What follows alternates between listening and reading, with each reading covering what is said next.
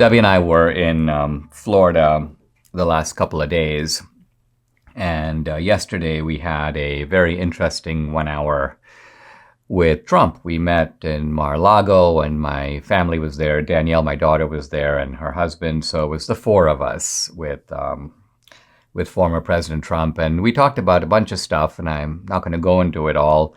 But he was very exercised, as he should be, about the brutality that is being meted out by Putin in the Ukraine, and he rightly pointed out the obvious, which is this wouldn't be happening if I was in charge, if I was in the saddle. In fact, it didn't happen. So Trump doesn't have to prove it wouldn't happen. It didn't happen. So it's, as the Marxists like to say, it is no accident. It is no accident that this is happening under Biden. In fact, the last time the Russians acted up, a Democrat was in the White House.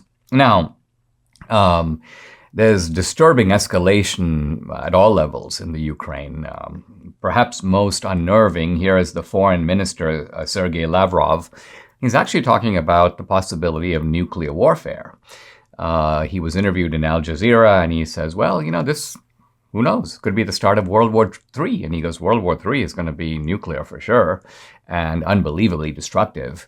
And so to have such an apparently casual references to nuclear war is disturbing, to say the least.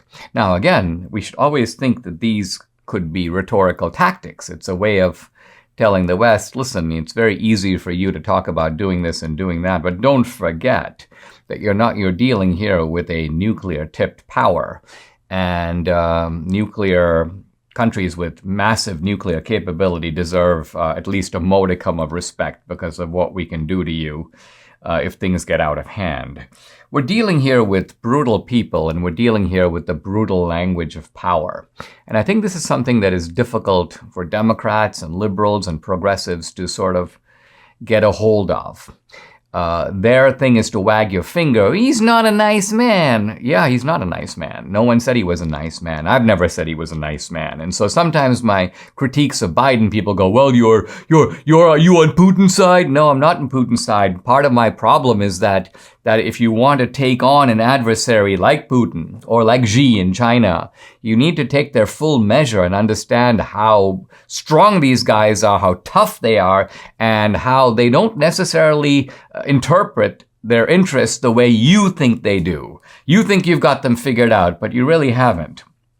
Now, I use the phrase for this thumbnail with this podcast, Vladimir the Terrible. Why? Because I think Putin is very much in the kind of in the mold or in the mode of the old wicked czars. I'm thinking of the worst of them, not Peter the Great, but somebody like Ivan the Terrible, who was the prototypical kind of murderous czar. Ivan the Terrible, known, by the way, for spearing his own son. And putting all kinds of people to death. And the czars in general didn't care about the lives of the people below them. They didn't care about the serfs. Even Peter the Great, otherwise a kind of a noble man in some respects, but nevertheless, he's like, listen, we got to build a new city here. Let's deploy like 25,000 serfs. And who cares if they break their backs? We'll have a city at the end of it. And so let's remember that, people say, well, Putin is trying to reconstitute the Soviet Empire. No, I don't think he is. I don't think he can. It's just, what's he going to do? Take over East Germany? Germany's already unified. That would start World War III, by the way. You think he's going to get all of Eastern Europe back? Nonsense. I don't even think he thinks he can. But the Ukraine is a whole different matter. If you remember a series I did earlier on Russian literature began in the Ukraine. Initially, there was no Russia. There was Kiev. And the intellectual class of early Russia was mainly in Kiev. Later, it moved toward Moscow, and a kind of new Russia developed around Moscow and the areas around Moscow, and that displaced Kiev. And so this is part of the history. This is part of what Putin, by the way, was talking about in his kind of interesting, although somewhat selective reading of Russian history to make the case, which he tried to do, that Ukraine is it's Russia. It's always been part of Russia. Now, Ukraine is a small country. It's a small circle right next to a big circle called Russia. And it is the law of human nature, and it is the law of nations, that this is a dicey situation. It's always a dicey situation when a big, aggressive, powerful country is hovering over a small, relatively defenseless country. And what that means is that you've got to, you may say, tread very carefully if you're the small country. Now, the liberal elite in the West has been telling Ukraine the opposite. Oh, listen, you know what? That's all right. You can kick the bully in the shins because after all, we're there behind you. We're on your side. You can be, you're part of the West. They're not part of the West. Russia's part of the East. And so the point I'm getting at here is that all of this, I think, is a little reckless and a little irresponsible because it misses the simple point that if the bear turns around, and begins to maul the tourist, in this case the tourist is Ukraine, then the rest of the world suddenly is not all that eager to do anything. Or it's willing to beat the war drums but not actually go to war. The United States is not really willing to commit troops. It's certainly not willing to risk a nuclear exchange, nor should it.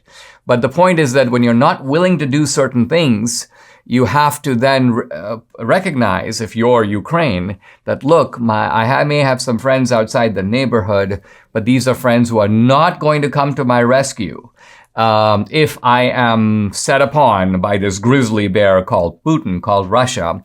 And so all of this is a way not to minimize, but to italicize the brutality of Russia. Just look at the way in which they've deployed a massive convoy of force. They don't hesitate to use it. And you can't say things like, oh, Putin's being really irrational, because that means you're defining rationality different than he is. It's important to realize what matters to people. ISIS is not being rational. Why are they beheading people? Well, they're beheading people because it's rational from their point of view. Obama's not being rational. He's taking down the United States' wealth and power. Yes, he is being rational because that's what he wants to do. He has ideological reasons for wanting to do that. And so again, for Putin, world opinion may not be so important. Ukrainian opinion certainly isn't important at all. What is important is the sheer, simple, brutal calculus of power.